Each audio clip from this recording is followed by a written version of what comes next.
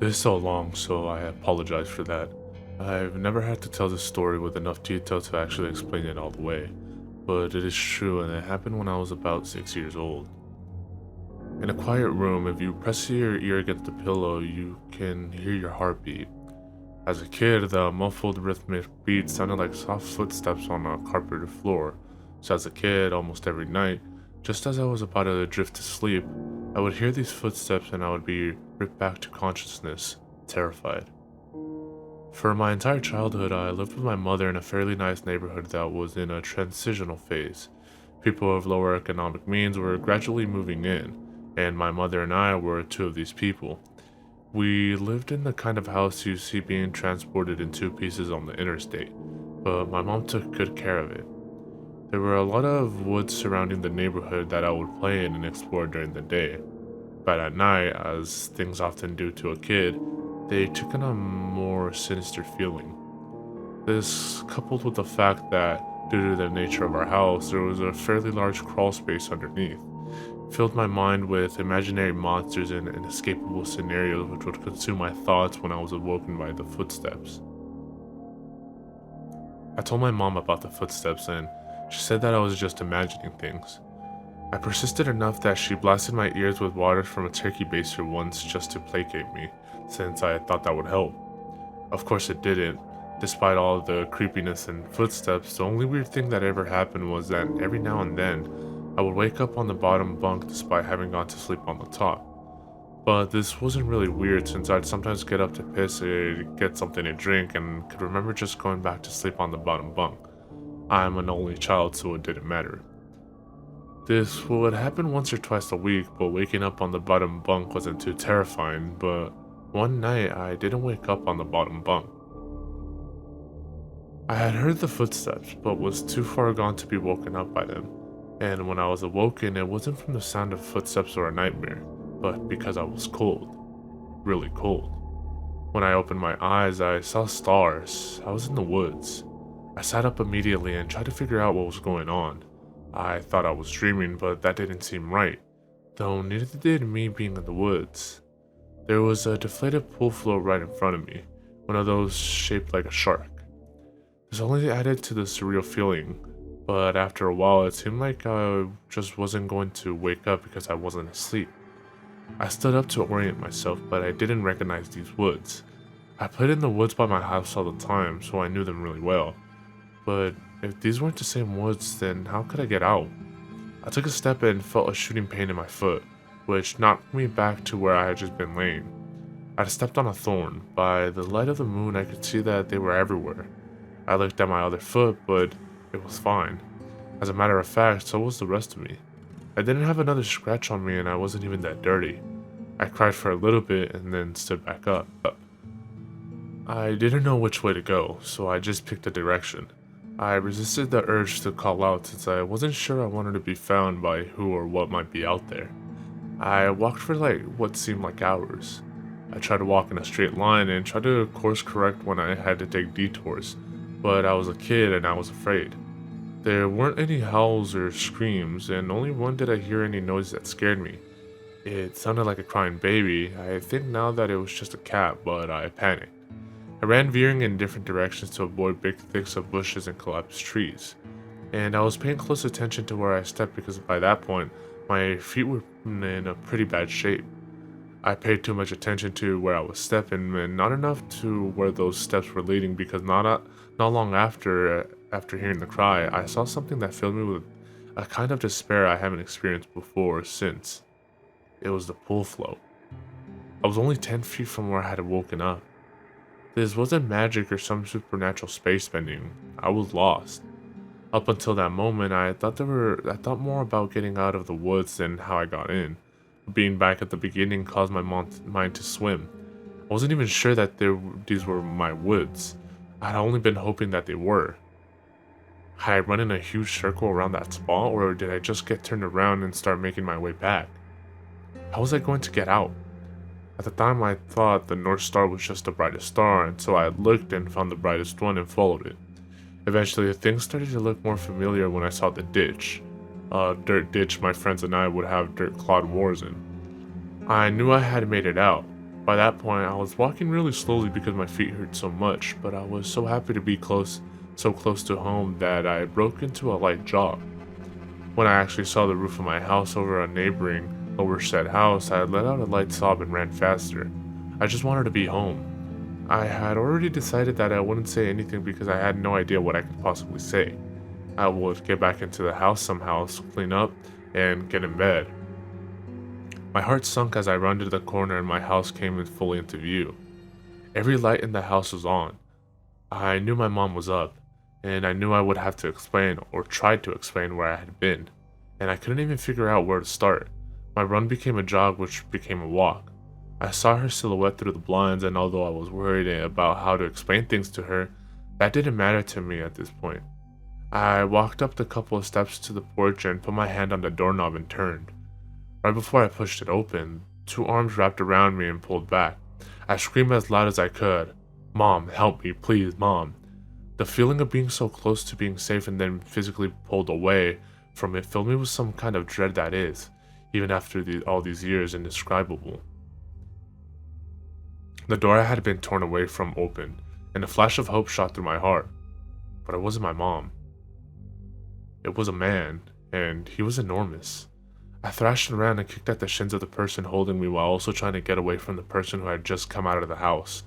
I was scared, but I was furious. "Let me go. Where is she? Where's my mom? What'd you do to her?"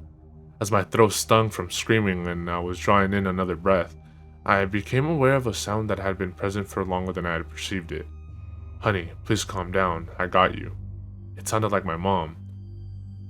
The arms loosened and set me down, and as the man approaching me blocked out the porch light with his head, I noticed his clothes. He was a cop. I turned to face the voice behind me and saw that it was really my mom. Everything was okay. I began to cry and the three of us went inside. "I'm so glad you're home, sweetie. I was worried I'd never see you again." By that point, she was crying too. "I'm sorry, I don't know what happened. I just wanted to come home. I'm sorry." "It's okay, just don't ever do that again. I'm not sure me or my shins could take it." A little laughter broke through my sobs and I smiled again. "Well, I'm sorry for kicking you, but why'd you have to grab me like that?" "I was just afraid that you'd run away again." I was confused. "What do you mean?" "We found your note on your pillow," she said, and pointed at the piece of paper that the police officer was sliding across the table. I picked up the note and read it. It was a running away letter. It said that I was unhappy and never wanted to see her and any of my friends again. The police officer exchanged a few words with my mom on the porch while I stared at the letter. I didn't remember writing a letter. I didn't remember anything about any of this. But even if I sometimes went to the bathroom at night and didn't remember, or even if I could have gone into the woods on my own, even if all that could have been true, the only thing I knew at that point was, this isn't how you spell my name. I didn't write this letter.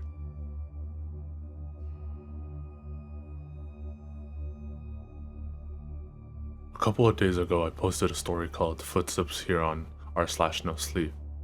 There were a number of questions that made me curious about certain details about my childhoods, and so I spoke with my mother.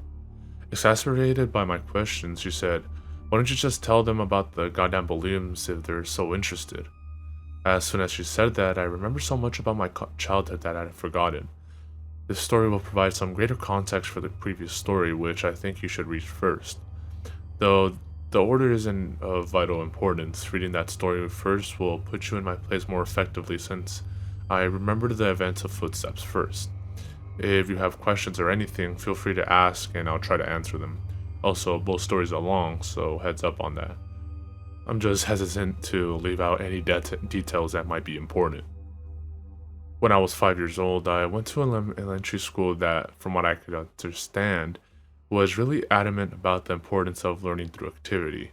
It was part of a new program designed to allow children to rise at their own pace, and to facilitate this, the school encouraged teachers to come up with really inventive lessons plans.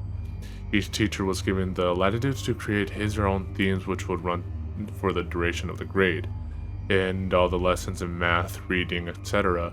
would be designed in the spirit of the theme. These themes were called groups. There was a space group, a sea group, an earth group, and the group I was in, community. In kindergarten in this country, you don't learn very much except how to tie your shoes and how to share, so most of it isn't very memorable. I only remember two things clearly. I was the best at writing my name the right way, and the balloon project, which was really the hallmark of the community group, since it was a pretty clever way to show how a community functioned at a really basic level. You've probably heard of this activity. On one Friday, I remember it being Friday because I was excited about the project and it being the end of the week. Towards the beginning of the year, we walked into the classroom in the morning and saw there was a fully inflated balloon tied off with string taped to each of our desks. Sitting on each of our desks was a marker, a pen, a piece of paper, and an envelope. The project was to write a note on the paper, put it in the envelope, and attach it to the balloon, which we could draw a picture on if we wanted to. Most of the kids started fighting over the balloons because they wanted different colors, but I started on my note, which I had thought a lot about. All the notes had to follow a loose structure, but we were allowed to be creative within those boundaries. My note was something like this. Hi, you found my balloon, my name is Name, and I attend blank blank blank, elementary school. You can keep the balloon, but I hope you write me back. I like Mighty Max, exploring, building forts, swimming, and friends. What do you like? Write me back soon. Here's $1 for the mail. On the dollar I wrote 4 stamps right across the front, which my mom said wasn't necessary, but I thought it was genius, so I did it. The teacher took a Polaroid of each of us with our balloons and had us put them in an envelope along with our letter. They also included another letter that I assumed explained the nature of the project and sincere appreciation for anyone's participation in writing back and sending photos of their city or neighborhood. That was the whole idea, to build a sense of community without having to leave school, and to establish safe contact with other people. It seemed like such a fun idea. Over the next couple of weeks, the letters started to roll in. Most came with pictures of different landmarks, and each time a letter would come in, the teacher would pin the picture on a big wall map we had put up, showing where the letter had come from and how far the balloon had traveled. It was a really smart idea because we actually looked forward to coming to school to see if we had gotten our letter. For the duration of the year, we had one day a week where we could write back to our Penpal or another student's Penpal in the case our letter hadn't come in yet. Mine was one of the last to arrive. When I came into the classroom, I looked at my desk and once again didn't see any letter waiting for me. But as I sat down, the teacher approached me and handed me an envelope. I must have looked so excited because as I was about to open it, she put her hand on mine to stop me and said, "Please don't be upset." I didn't understand what she meant. Why would I be upset now that my letter had come? Initially, I was mystified that she would even know what was in the envelope. But now I realized that of course the teachers had screened the contents to make sure there was nothing obscene, but all the same, how could I be disappointed? When I opened the envelope, I understood. There was no letter. The only thing in the envelope was a Polaroid, but I couldn't really make out what it was. It looked like a patch of desert, but it was too blurry to decipher it. It appeared as if the camera had been moved while the picture was being taken. There was no return address, so I couldn't even write back if I wanted to. I was crushed. The school year passed on, and the letters had stopped coming for nearly all the other students. After all, you can only continue a written correspondence with a kindergartner for so long. Everyone, including myself, had lost interest in the letters almost completely. Then I got another envelope. My excitement was rejuvenated, and I reveled in the fact that I was still getting a letter when most of the other pen pals had abandoned their involvement. It made sense that I received another delivery. There had been nothing but a blurry picture in the first one, so this was probably to make up for that. But again, there was no letter at all, just another picture. This one was more distinguishable, but I still didn't understand it. The photograph was angled way up, catching the top corner of the building, and the rest of the image was distorted by a lens flare from the sun. Because the balloons didn't travel very far, and because they were all launched on the same day, the board became a bit cluttered, and so the policy for the students still exchanging letters became that they could take the photographs home. My best friend Josh had the second highest number of pictures taken home by the end of the year. His pen pal was really cooperative and sent him pictures from all around the neighboring city. Josh took home, I think, 4 pictures? I took home nearly 50. The envelopes were all opened by the teacher, but after a while I stopped even looking at the pictures. However, I saved them in one of my drawers that housed my collection of rocks, baseball cards, and comic book cards. Marvel metal cards for those who might remember. And little miniature baseball batting helmets that I get out of a vending machine at Winn-Dixie after T-ball games. With the school year over, my attention turned to other things. My mom had gotten me a small snow cone machine for Christmas that year, and Josh had really coveted it. So much so that his parents bought him a slightly nicer one for his birthday, which was toward the end of the school year. That summer, we had the idea that we would set up a snow cone stand to make money. We had thought we'd make a fortune selling snow cones at $1. Josh lived in a different neighborhood, but we eventually decided that my neighborhood would be better because there were a lot of people who cared for their lawns. The yards in my neighborhood were slightly bigger. We did this for 5 weekends in a row until my mom told us that we had to stop, and I've only recently come to understand why she did that. On the 5th weekend, Josh and I were counting our money. Because we both had a machine, we each had a separate stack of money that we would put together into one stack, and we then split it evenly. We made a total of $16 that day, and as Josh paid out my $5, a feeling of profound surprise consumed me. The dollar said, "for stamps." Josh noticed my shock and asked if he had miscounted. I told him about the dollar and he said, "That's so cool, man." As I thought about it, I came to agree. The idea that the dollar had made it right back to me after changing so many hands floored me. I rushed inside to tell my mom, but my excitement coupled with her being distracted by a phone call made my story incomprehensible, and she responded simply by saying, "Oh wow, that's neat." Frustrated, I ran back outside and told Josh I had something to show him. Back in my room, I opened the drawer and took out the stack of envelopes and showed him some of the pictures. I started with the first picture and we went through about 10 before Josh lost interest and asked if I wanted to go play in the ditch, a dirt ditch down the street from my house, before his mom came to pick him up, so that's what we did. We had a dirt war for a while, but it was interrupted several times by rustling in the woods around us. There were raccoons and stray cats that lived in there, but this was making a little bit too much noise and we traded guesses at what it was in an attempt to scare each other. My last guess was that it was a mummy, but in the end, Josh kept insisting that it was a robot because of the sounds we heard. Before we left, he got a little serious and looked me in the eyes and said, "You heard it, didn't you? It sounded like a robot. You heard it too, right?" I had heard it, and since it sounded mechanical, I agreed that it was probably a robot. It's only now that I understand what we heard. When we got back, Josh's mom was waiting for him at the kitchen table with my mom. Josh told his mom about the robot, our moms laughed, and Josh went home. My mom and I ate dinner and then I went to bed. I didn't stay in bed for long before I crept out and decided that, due to the day's events, I would revisit the envelope since now the whole affair seemed much more interesting. I took the first envelope and set it on the floor and set the blurry desert Polaroid on top. I laid the second envelope right next to it and placed all the angled Polaroid of the building top corner on top, and did this with each picture until they formed a grid that was about 5 by 10. I was always taught to be careful with things that I was collecting, even if I wasn't sure they were valuable. I noticed that the pictures gradually became more decipherable. There was a tree with a bird on it, a speed limit sign, power line, and a group of people walking into some building, and then I saw something that vexed me so powerfully that I can now, as I write this, distinctly remember feeling dizzy and capable of only a single repeating thought. Why am I in this picture? In this photograph of the group of people entering the building, I saw myself holding hands with my mother in the very back of a crowd of people. We were at the very edge of the photo, but it was undeniably us. And as my eyes swam over the sea of Polaroids, I became increasingly anxious. It was a really odd feeling. It wasn't fear. It was a feeling you get when you are in trouble.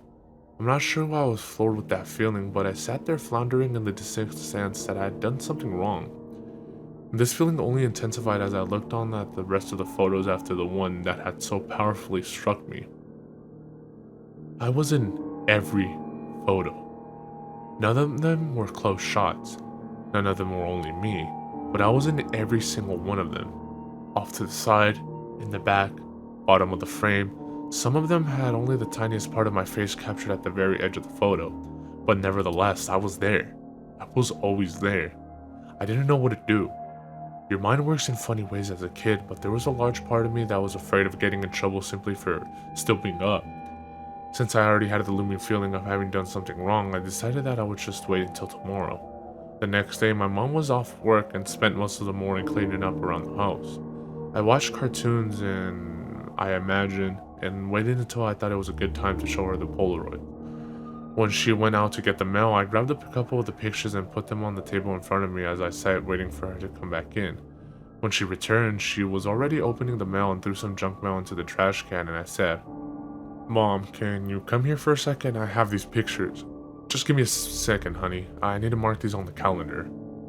After a minute or two, she came and stood behind me and asked what I needed. I could hear her shuffling with the mail behind me, but I just looked at the Polaroids and told her about them.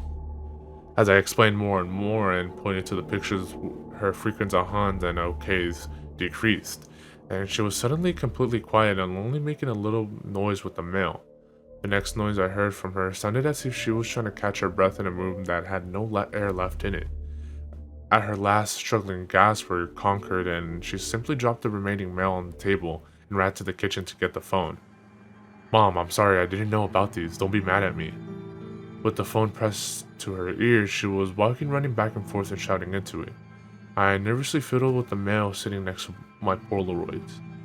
The top envelope had something sticking out of it that I thoughtlessly and anxiously pulled on until it came out. It was another Polaroid. Confused, I thought that somehow one of my Polaroids had slipped into the stack when she threw the mail down. But when I turned it over and looked at it, I realized that I had not seen this one before. To my dismay, it was me, but this one was a much closer shot. I was surrounded by trees and was smiling, but it wasn't just me. I noticed Josh was there too. This was us from yesterday. I started yelling for my mom, who was still screaming into the phone. I repeatedly yelled for her until she finally responded with, "What?" And I could only think to ask, "Who are you calling?" "I'm talking with the police, honey." "But why?" "I'm sorry, I didn't mean to do anything." She answered me with a response that I never understood until I was forced to revisit these events from the earliest years of my life. She grabbed the envelope off the table and the picture of Josh and I spun and slid, landing next to the other Polaroids in front of me. She held the envelope up to my eyes, but I could only look at her and watch as all the color began draining out of her face. With tears welling up in her eyes, she said that she had to call the police because there was no postmark.